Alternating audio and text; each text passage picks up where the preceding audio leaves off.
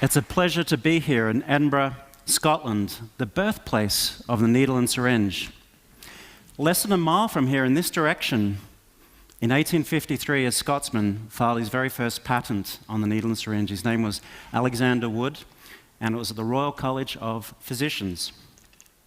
This is the patent. What blows my mind when I look at it even today is that it looks almost identical to the needle in use today. Yet, it's 160 years old. So we turn to the field of vaccines. Most vaccines are delivered with the needle and syringe, this 160-year-old technology. And credit where it's due, on many levels, vaccines are a successful technology. After clean water and sanitation, vaccines are the one technology that has increased our lifespan the most. That's a pretty hard act to beat. But just like any other technology, vaccines have their shortcomings, and the needle and syringe is a key part within that narrative, this old technology. So let's start with the obvious. Many of us don't like the needle and syringe. I share that view. However, 20% of the population have a thing called needle phobia. That's more than disliking the needle. That is actively avoiding being vaccinated because of needle phobia. And that's problematic in terms of the rollout of vaccines. Now, related to this is another key issue, which is needle stick injuries. And the WHO has figures that suggest about 1.3 million deaths per year take place due to cross-contamination with needle stick injuries. These are early deaths that take place. Now, these are two things that you probably may have heard of, but there's two other shortcomings of the needle and syringe you may not have heard about. One is it could be holding back the next generation of vaccines in terms of their immune responses. And the second is it could be responsible for the problem of the cold chain that I'll tell you about as well. I'm going to tell you about some work that my team and I are doing in Australia at the University of Queensland on a technology designed to tackle those four problems. And that technology is called the nanopatch. Now, this is a specimen of the nanopatch. To the naked eye, it just looks like a square, smaller than a postage stamp. But under a microscope, what you see is thousands of tiny projections that are invisible to the human eye. And there's about 4,000 projections on this particular square compared to the needle. And I've designed those projections to serve a key role, which is to work with the skin's immune system. And so that's a very important function tied in with the nanopatch. Now, we make the nanopatch with a technique called deep reactive ion etching. And this particular technique is one that's been borrowed from the semiconductor industry, and therefore is low cost and can be rolled out in large numbers. Now, we dry coat vaccines to the projections of the nanopatch and apply it to the skin. Now, the simplest form of application is using our finger, but our finger has some limitations. So we've devised an applicator, and it's a very simple device. You could call it a sophisticated finger. It's a spring-operated device. What we do is when we apply the nanopatch to the skin, as so, immediately a few things happen. So firstly, the projections on the nanopatch breach through the tough outer layer, and the vaccine is very quickly released, within less than a minute, in fact. Then we can take the nanopatch off and discard it. And indeed, we can make a reuse of the applicator itself.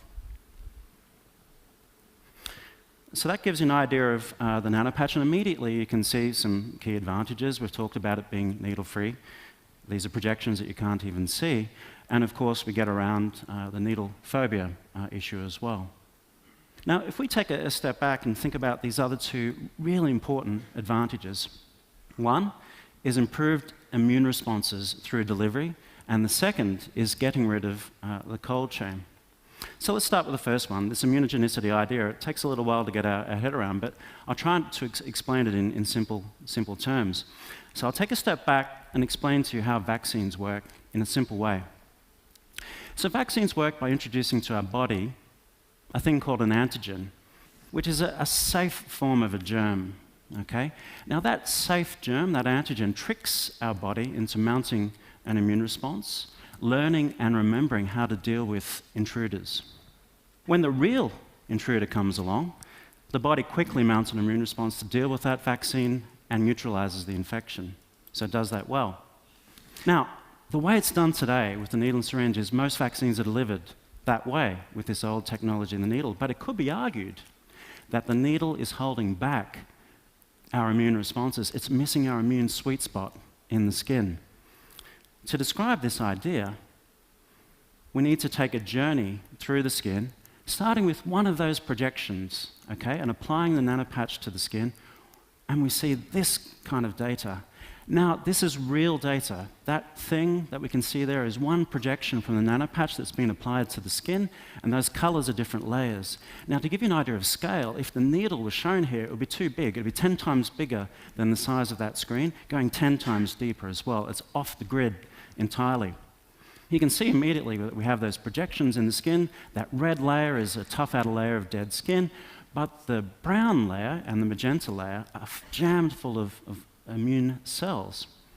As one example, in the brown layer, there's a certain type of cell called a Langerhans cell. Every square millimeter of our body is jammed full of those Langerhans cells, those immune cells. And there's others shown as well that we haven't stained in this image.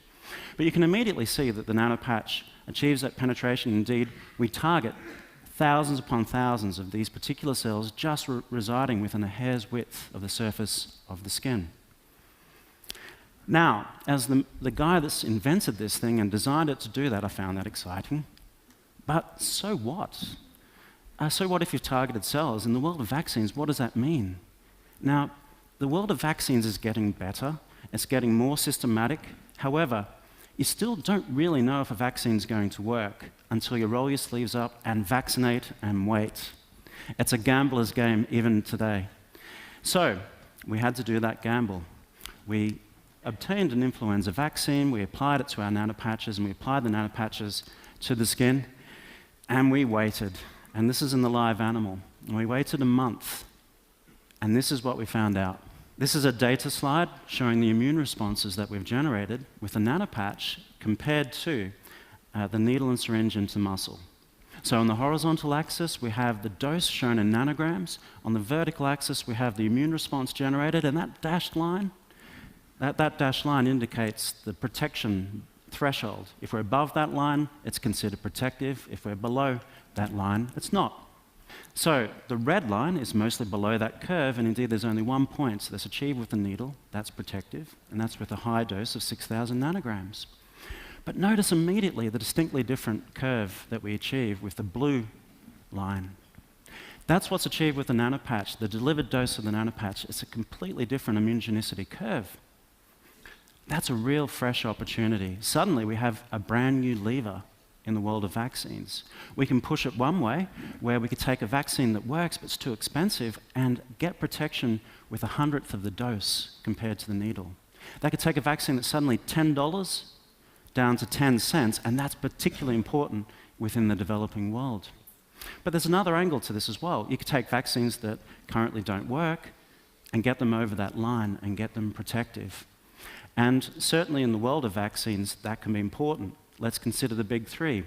HIV, malaria, tuberculosis. They're responsible for about 7 million deaths per year, and there's no adequate vaccination method for any of those.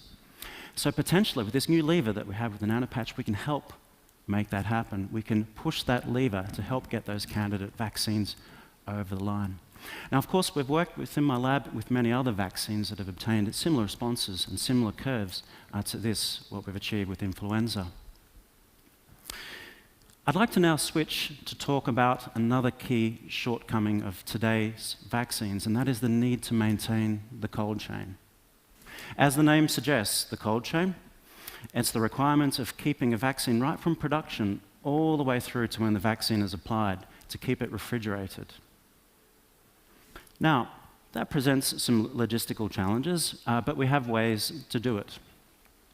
Now, this is a slightly extreme case in point, but it helps illustrate the logistical challenges, particularly in resource-poor settings, of what's required to get vaccines refrigerated and maintain the cold chain if the vaccine is too too warm, the vaccine breaks down, but interestingly, it can be too cold, and the vaccine could break down as well. Now, the stakes are very high. The WHO estimates that within Africa, up to half the vaccines used there are considered to not be working properly because at some point the cold chain has fallen over. So it's a big problem, and it's tied in with the needle and syringe because it's a liquid form vaccine, and when it's liquid, it needs a refrigeration. A key attribute of our nanopatch is that the vaccine is dry, and when it's dry, it doesn't need refrigeration. And within my lab, we've shown that we can keep the vaccine stored at 23 degrees Celsius for more than a year without any loss in activity at all. That's an important improvement.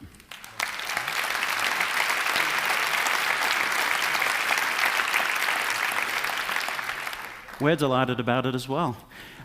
And the thing about it is that we have well and truly proven the nanopatch within the laboratory setting. And as a scientist, I love that, and I love science.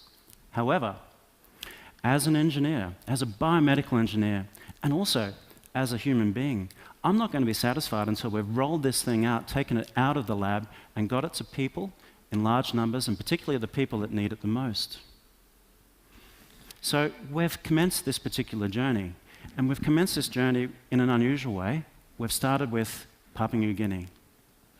Now, Papua New Guinea is an example of a developing world country, and it's about the same size as France, but it suffers from many of the key barriers existing within the world of today's vaccines.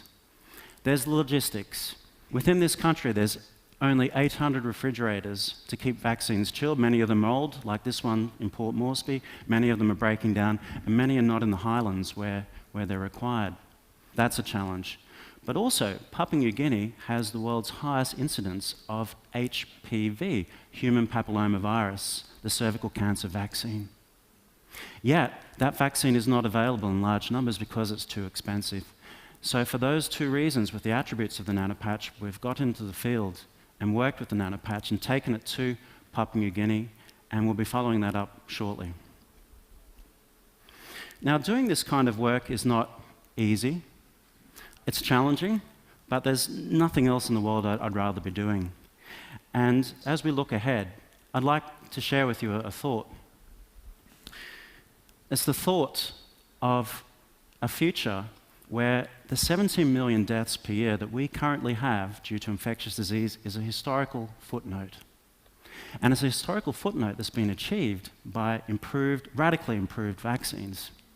Now, standing here today in front of you, at the birthplace of the needle and syringe, a device that's 160 years old, I'm presenting to you an alternative approach that could really help make that happen, and it's a nanopatch with its attributes of being needle-free, pain-free, the ability for removing the cold chain and improving the immunogenicity.